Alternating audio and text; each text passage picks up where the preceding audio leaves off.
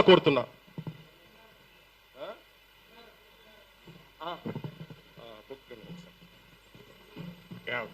Friends, ముందుగా ఇంత ఓపిక్గా ఇంత సేపు ఉన్నారంటే ఒక సమోసా మీద చాలా మెచ్చుకోవాలి. సో అందుకని ఎందుకు అంటే ఈ సమోసాలు 1000 కాదు 1,00,000 తిన్నా మన స్వేచ్ఛకు సమానం కాదు అది. అందువల్ల ఇక్కడ ఇప్పుడు నేను ఇంతకుముందు పృథ్వీతో కూడా అన్నాను, ఇక్కడ చాలామంది చాలా విషయాలు మాట్లాడారు. బహుశా అన్ని విషయాలతో అందరూ ఏకీభవించరు. కానీ నాగరిక ప్రజాస్వామిక సమాజానికి ఉండాల్సిన లక్షణం ఏంటంటే ఏ అభిప్రాయాలు ఉన్న వాళ్ళైనా ఒక వేదిక మీద ఉండి మాట్లాడగలగాలి. అది నాగరిక సమాజానికి ఉండాల్సిన లక్షణం. సో ఇక్కడ ఉన్న వాళ్ళందరికీ ఒకటే కన్సర్న్ ఏంటంటే స్వేచ్ఛను హరించకూడదు. ఇక్కడ మాత్రం డిఫరెన్స్ ఏం లేదు కదా ఎవరికి. భావప్రజ్ఞ స్వేచ్ఛను హరించకూడదు. భారత రాజ్యాంగం కల్పించిన ఆర్టికల్ 19(1)(a)లో కల్పించిన భావప్రజ్ఞ స్వేచ్ఛను హరించకూడదు. హరిస్తే ఏం చేస్తారు? కేసులు పెడతారు. నేను అన్నాను అరెస్ట్ చేస్తారని భయమా సార్ అన్న. భయం ఉంటే యాంటిసిపేటరీ బెయిల్ పోతాను, నేను పోలే కదా అన్న. ఇంతవరకు యాంటిసిపేటరీ బెయిల్ పిటిషన్ వేయలేదు, వేయను కూడా. ఎందుకంటే నవ్వుతూ అన్నా, నా జీవితంలో చాలా అనుభవాలు వచ్చాయి, అసెంబ్లీతో సహా. ఒక జైలు అనుభవం రాలే, అది కూడా పోయి చేస్తే నా ఆత్మకథ పూర్తవుతుంది, ఇంకో చాప్టర్ అని చెప్పాను. సో అందువల్ల అరెస్ట్లకు భయపడే వాళ్ళమైతే ఇక్కడ దాకా రాకనే పోయేవాళ్ళం. నేను 30 ఏళ్ల వయసులో యూనివర్సిటీలో అసిస్టెంట్ ప్రొఫెసర్గా ఉన్నప్పుడు times of India group daily ఇది ఇండిపెండెంట్కి ఒక ఆర్టికల్ రాశారు. అప్పుడు ముఖ్యమంత్రి నెదురుమల్లి జనార్దన్ రెడ్డి పైన glad to see him go అని రాశారు. అప్పుడు చీఫ్ మినిస్టర్ ఆఫీస్ నుంచి వైస్ ఛాన్సలర్ ఫోన్ వస్తే నన్ను పిలిపించాడు. ఏం నాగేశ్వర్ పెళ్ళై 4 ఏళ్ళు అయింది, కొడుకు పుట్టి 1 year కూడా కాలే, ఇప్పుడు మన ఉద్యోగం తీసేస్తే ఏమవుతుంది అన్నాడు. నేను తీసేయమన్నాడు సార్ మీ సీఎంను. ఒక 30 ఏళ్ళు అక్కడ ఇక్కడ ట్యూషన్లు చెప్పుకొని బతుకుతా, 30 ఏళ్ళ తర్వాత కోర్టులో సుప్రీంకోర్టుకి వెళ్ళి ఈ డబ్బులన్నీ తెచ్చుకుంటే జూబ్లీహిల్స్ ఇల్లు కట్టుకుంటా అని చెప్పాను. ఎందుకంటే నాకు అదొకటే మార్గం కనబడుతున్నారు సార్, లేకపోతే లేదని చెప్పిన. అంటే అందువల్ల 30 ఏళ్ళ వయసులోనే భయపడలే, 62 ఏళ్ళ వయసులో భయపడతామా? సో అందువల్ల అది భయపడే ప్రసక్తే లేదు. అరెస్ట్ ఇంతవరకైతే మీకు ఫ్యాక్ట్స్ కూడా చెప్పాలి. ఎందుకంటే ఇక్కడ మాట్లాడిన వాళ్ళు చాలామంది బహుశా టీవీలు మిస్లీడ్ చేసిన రాంగ్ ఇన్ఫర్మేషన్తో కూడా ఉన్నట్టున్నారు. నా దగ్గరికి అరెస్ట్ చేసడానికి ఎవరైతే రాలే ఇప్పటి వరకు, రారని నేను చెప్పను, ఇప్పటి వరకు రాలేదు. హైదరాబాద్కు వచ్చారేమో తెలియదు, మా ఇంటికి రాలే. అయితే అక్కడ తెలంగాణ పోలీస్ ప్రొటెక్షన్కి వస్తే వాళ్ళ ఫోటోలు వేసి మనం మీడియాలో ఆంధ్ర పోలీస్ వచ్చిందని రాశారు. ఆ వీడియోలో ఉన్న వ్యక్తి మన టోలీచెక్ సిఐ. సో అలా కూడా వచ్చాయి వార్తలు. ఆ వార్తలు కూడా ఇట్లాంటి పత్రికల్లోనే వచ్చాయి. పోనీ వీళ్ళు ఇక్కడ మనకు అర్థం కావాల్సిందంటే, ఒకటి రాజ్యం ప్రభుత్వమే నేరుగా కేసులు పెట్టింది. ఏంటా కేసులు? కులచిచ్చు పెట్టానట. నేను నా మాటలో ఎక్కడ కులమన్న పదమే లేదు, కులచిచ్చు పెట్టాను. పవన్ కళ్యాణ్ మాటల్లో కూడా చెప్పాడు కులం. అసలు నేను ఎక్కడ కులం తీసానో నాకు ఇప్పటికి అర్థం కాలే. ఇప్పుడు ఒక అంశం వచ్చినప్పుడు అనేక మంది భిన్నమైన అభిప్రాయాలు ఉన్నవారు ఆ అంశాన్ని వరకు సమర్థిస్తుంటారు. అది ఏ కులం వాళ్ళైనా కావచ్చు, ఏ ప్రాంతం వాళ్ళైనా కావచ్చు, ఏ రాజకీయ భావాలు ఉన్న వాళ్ళైనా కావచ్చు. ఇప్పుడు దీన్ని మైక్ అనాలి.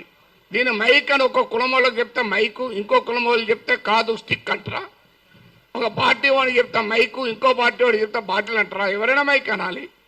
సో దానికి కుమ్ముకైనట్టు కాదని. తర్వాత ప్రాంతం అని కూడా తీశాడు పవన్ కళ్యాణ్. ప్రాంతం అని తీస్తే ఎవరు తీశారు ప్రాంతం? నిజంగా ఇక్కడ వచ్చిన ఇన్ని సంఘాలు ఉన్నాయి, వీళ్ళు తీయలే. తెలంగాణ సంఘాలు మొదలు ప్రాంతం అనే ప్రస్తావనే తీయలే. ఆ ప్రస్తావన తీసింది కూడా ఆ 2 పార్టీల వాళ్ళే. నువ్వు తెలంగాణ వాడివి, ఆంధ్రప్రదేశ్ రాజకీయాల గురించి ఎట్లా మాట్లాడుతావు? అయ్యమ్మ నేను అమెరికా వాడిని, అక్కడ ఓటర్నా, ఆడ మాట్లాడుతున్నా కదా. ఇరాన్ పైన మాట్లాడుతున్నా, ఇరాన్ ఓటర్నా? ఇది ఎక్కడ సిద్ధాంతం అయ్యా? మీరైతే ఇక్కడ ఇల్లు కలిగి ఉంటారు, ఆస్తులు కలిగి ఉంటారు, మేము మాట్లాడకూడదంటే ఎట్లా? తెలంగాణలో ఉన్న పుట్టినవాడిని కనుక తెలంగాణ వాడి కనుక మాట్లాడద్దంటే ఎట్లా?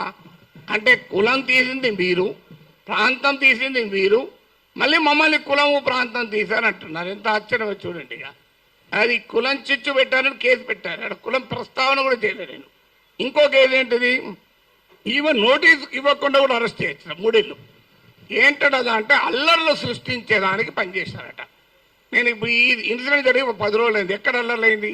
2 దోమలు కూడా ఎవరు చంపలే, 4 ఈగలు కూడా చంపలే. అల్లర్లు ఎక్కడ పోనీ 2 కుక్కలు కొట్లాడుకున్నాయా? అరే ఏమో ఏంది ఇది మీకు అల్లర్లు సృష్టించారు. అదే కాదు, ప్రజా జీవితాన్ని అల్లకల్లోలం చేశారని ఒక కేసు. జోకేంద్రాలు పెట్టిన కేసులు మనం నవ్వొస్తాయి. మీరు ఎంతమంది చూశారో తెలియదు నాకు ఎఫ్ఐఆర్లు. ఆ సెక్షన్ నేను చూస్తే ఆ లాలోనే ఉంది, this section is not applicable for words అన్నాడు. మరి నేను వర్డ్స్ కాకపోతే ఏం మాట్లాడినా బాంబులు వేసినా. ఇంకో దగ్గర this section is not applicable to the statements అన్నారు. నేను మాట్లాడేది వర్డ్ స్టేట్మెంటే కదా. అంటే అప్లికేబుల్ కాదని చట్టంలో ఉన్న కేసు పెట్టారు. ఇక చూడండి, ఇక్కడ మనకు అర్థం కావాల్సింది అంటే చాలా మంది మిత్రులు మాట్లాడారు. నేను మాట్లాడిన అంశం అసలు ఇష్యూనే కాదు, అది ఇష్యూనే కాదు.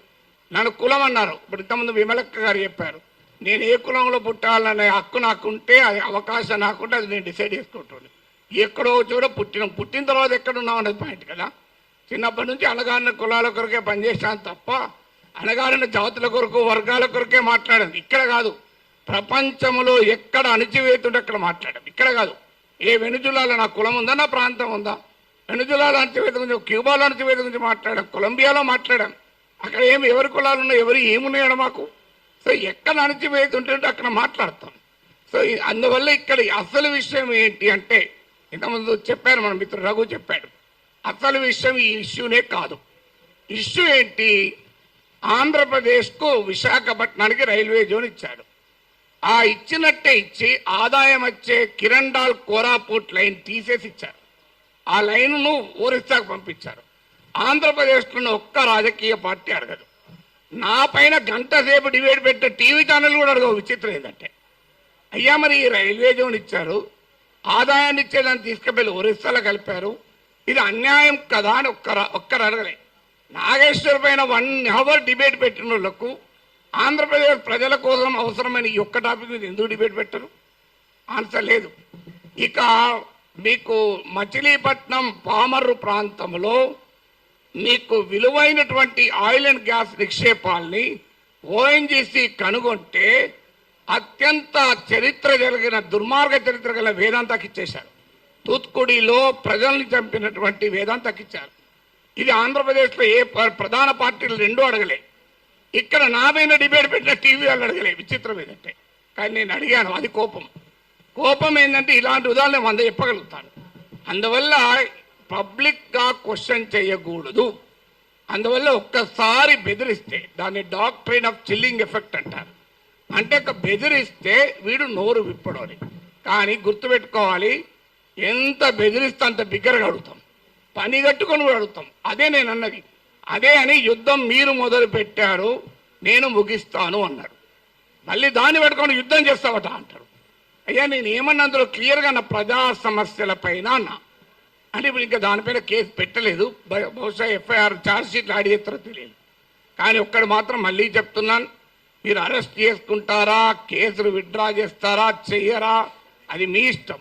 మేము మాత్రం మాట్లాడుతూనే ఉంటాం. We will die but we will not give up our right to free speech అనేది మా మాట. చావనన్నా చేస్తాం కానీ మాట్లాడే హక్కును వదులుకోము. నీకే అణిచివేత వేసినా దానికి మేము సిద్ధం. సంతోషం. మీరు వస్తారంటే చెప్పండి, టైము ప్లేస్ కూడా చెప్పండి, ఆడికి వస్తా, కావాలంటే అరెస్ట్ చేసుకోండి. Thank you very much. Telangana ఉద్యమంలో స్లోగన్ ఉండే, ఆకలినైనా భరిస్తాం కానీ అవమానాన్ని సహించమని.